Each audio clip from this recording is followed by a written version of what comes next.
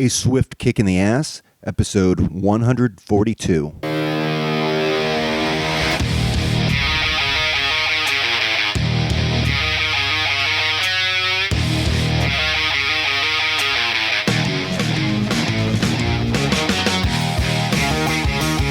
Life is challenging and difficult. No one gets out alive. Time to suck it up, Buttercup. Get ready for a monster-sized boot aimed to help you get traction on personal change and get living. I am John Curran, your host. Join me as I share my journey, exploring the forces that motivate us to change and help us get through whatever life throws at us. A swift kick in the ass. Life on your terms.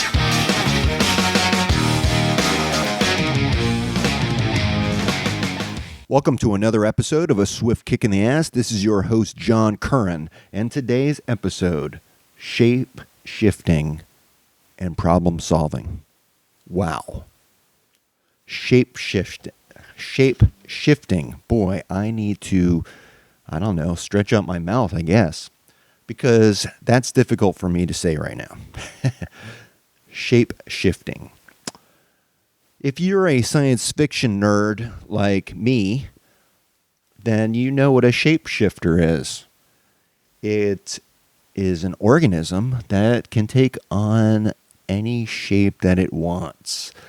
It could become you. You've heard of doppelgangers, people who look like each other? No. Those are shapeshifters. In some alternate reality. I don't really think there are shapeshifters, but there could be. But I just, want to add some drama. Why not? Anyhow, shapeshifters can also take the form of problems in our lives. And, I think that we all have problems, and there's different ways to look at them. There's different degrees of problems, different levels of problems. Problems. The world is full of problems. And this show is about attacking those problems head on and living life on your terms. Some of the terms that we face in our life, situations or conditions, they could be seen as problems. Now, we define our own problems. We make our own problems because problems are based on our perception, and if you don't see something as a problem, well, guess what? It's not a problem to you yet. Could be. Who knows? The fact is that problems are our own. Everything points back when you look at, what is the definition of a problem, which could be a challenge, something difficult that you take on, or something that's difficult to achieve or accomplish. That's something typically that you own. Whether or not life sent it your way is another question, but it affects you personally. Another definition of a problem is an unwelcome matter or situation. Think about financial situations.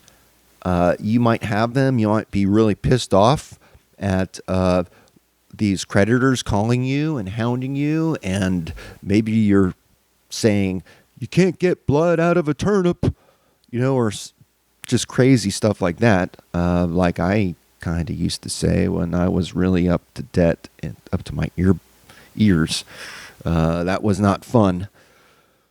And I don't ever want to go back to that, because having that type of problem, having a financial problem, sucks, especially when you're trying to raise a family. And, again, it comes back to the individual. And you might not see your finances as a problem. And that's okay. Again, it just further proves my point. This all comes back to you. If you have a problem, you are the person with the problem, it's your problem. accept that.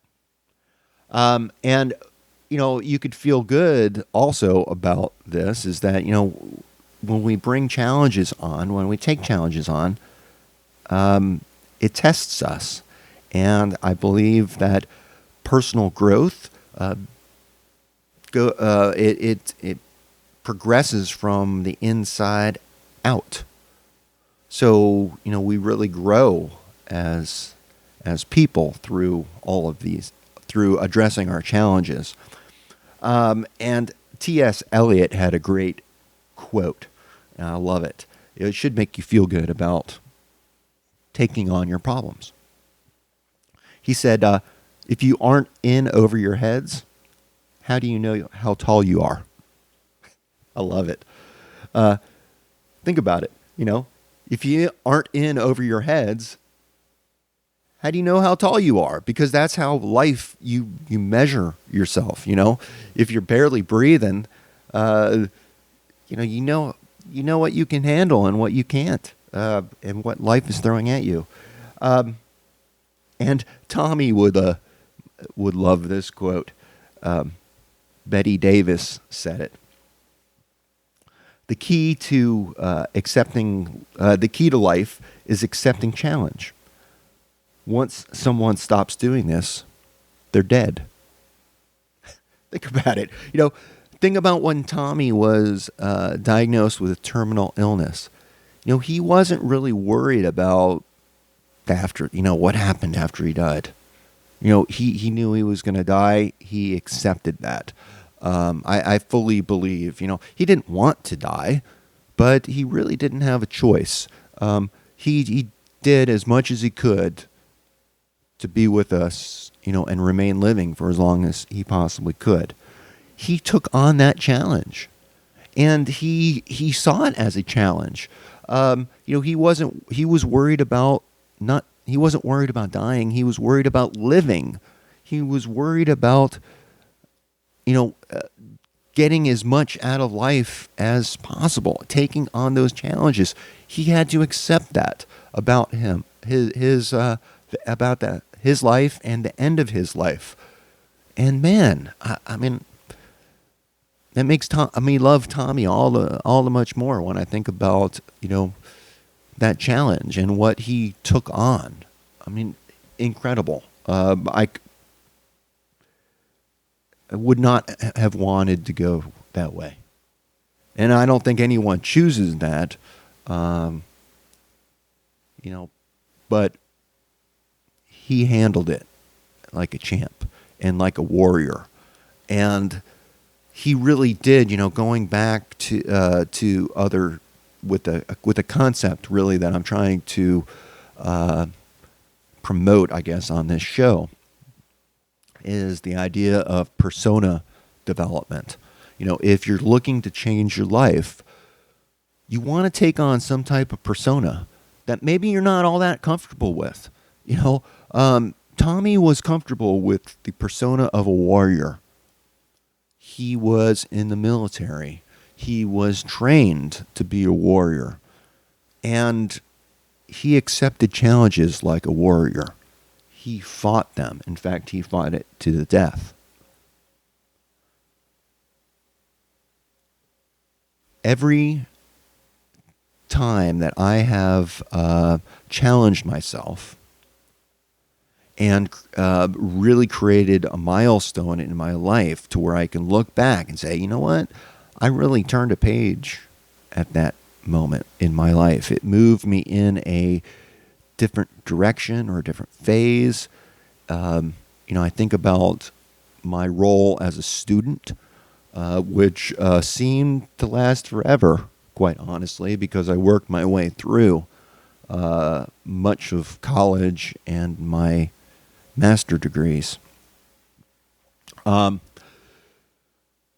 any case, it was in that role, that I had to accept, and really it helped me get through all of the challenges and hurdles that the educational system set before me.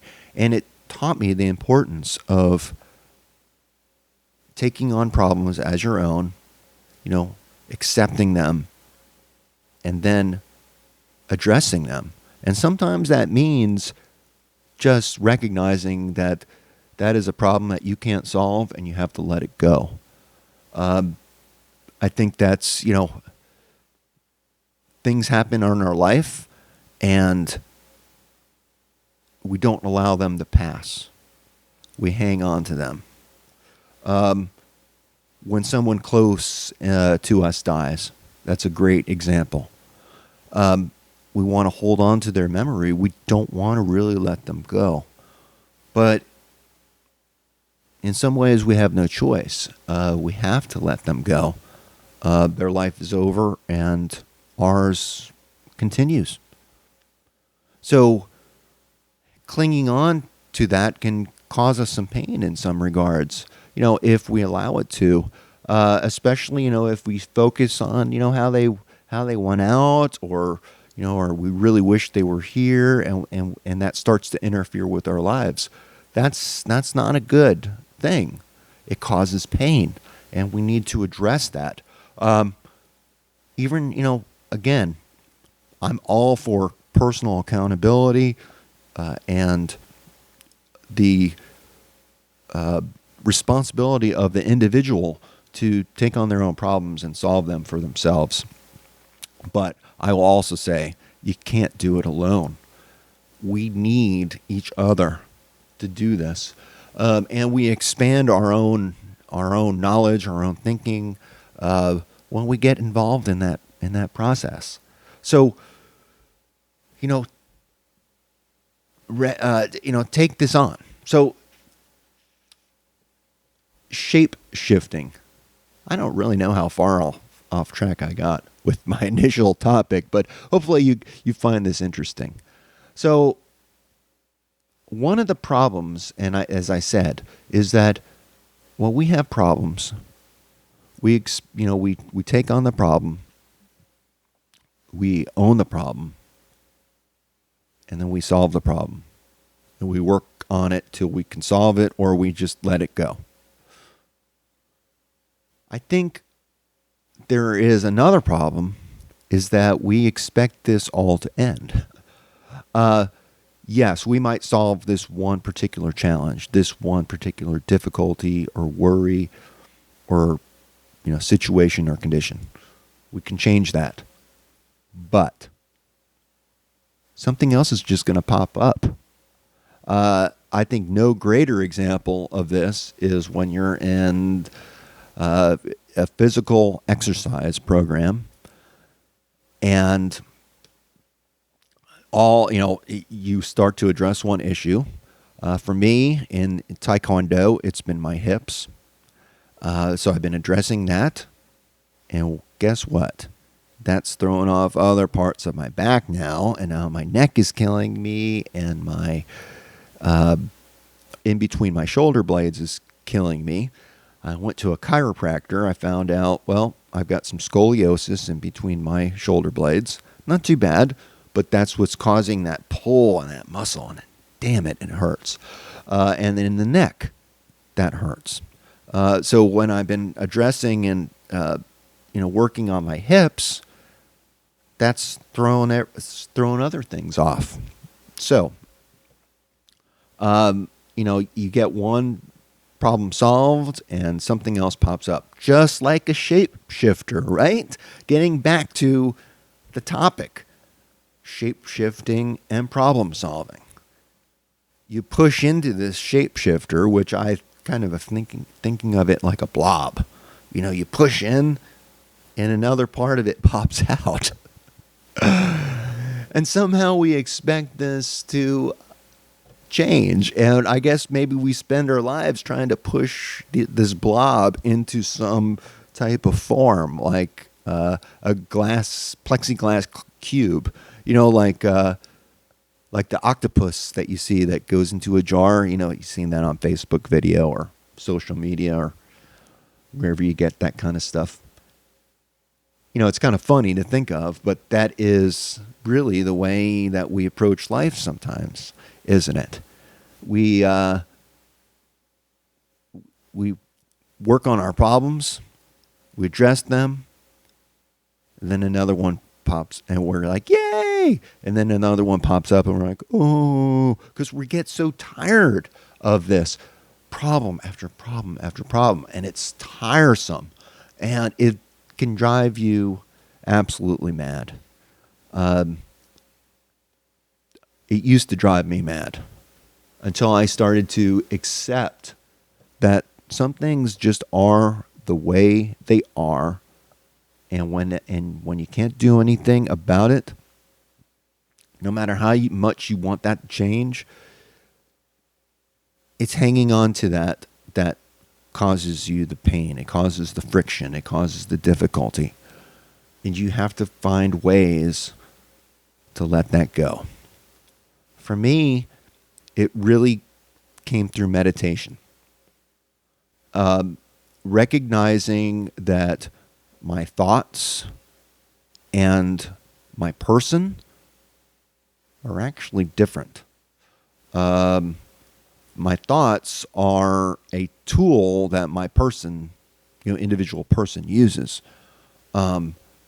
It's my subconscious trying to solve problems, right? Presenting these thoughts or something else, But again, they're just thoughts, and we can attach meaning to them, or we can let them go. And meditation taught me to help me let go of those thoughts that kept on hanging up. Especially when I was grieving and mourning for the death of my best friend. Man, that was tough. And being in a job that was, very, very, I don't know, there was a lack of security in my position for a while. Dealing with that, recognizing, what I could control and what I couldn't, and taking steps to manage that. Looking inward really helped me. And with problems, you kind of have to look inward and start defining your problems and start saying, what, is this a challenge? Is this a problem because this is something that I took on and something that I created for myself? Like if you went out and you spent money and you put it on a credit card, you're going to have to pay that bill. That's just the way I feel. I could have gone bankrupt many times. I chose not to. So that's what I chose for myself. Now, there are good reasons to claim bankruptcy, and believe me, I have thought about it. Very close. But my personal belief, and again, this is just for me. If you feel the need to go bankrupt, then that's up to you and the lawyers and your debtors and creditors. That's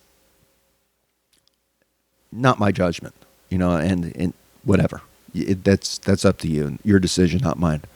My decision has been not to go that route because I wanted to learn where I screwed up. And I think that when they clear out your debts, that relieves the pain like almost immediately. There's relief, but you don't necessarily learn where you messed up. You get to start anew, but your debt is cleared, but you didn't really learn anything from it. So that's what I'm trying, that's what I think I have learned, and that's why I've been able to accomplish what I've been able to accomplish, because in about 2.5 years, my wife and I paid off over $100,000.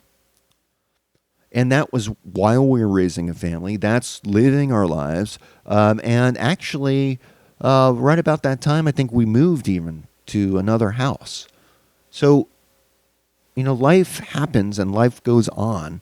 And the problems that we face are going to shape shift.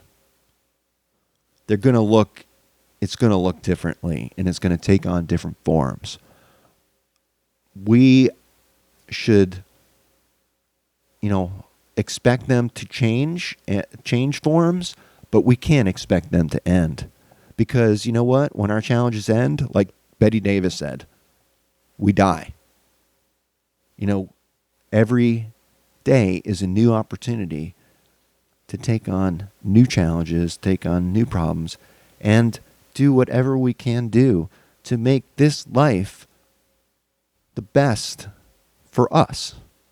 That's what life on your terms is about. They're not my terms, they're your terms. Take responsibility for it and change the shape of your life. With that, I'm going to end it. This is John Curran, and this is a Swift Kick in the Ass. Until next time, peace.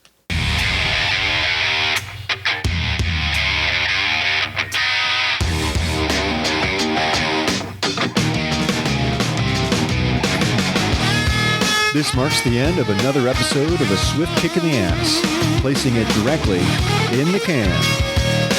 As much as I like to talk, even I have my limits. It's time to go. Catch me on the next show. For better or worse, whether you like us or not, please leave comments wherever you get your podcasts. Follow us on Twitter. Visit our home on the interweb. I think you can leave me a voicemail there. You can also email me at john@aswiftkickintheass.com. It's been my extreme pleasure. I hope you got a lot out of it. I hope you got your ass moving. Until then, until the next time, I'm out of here. Peace.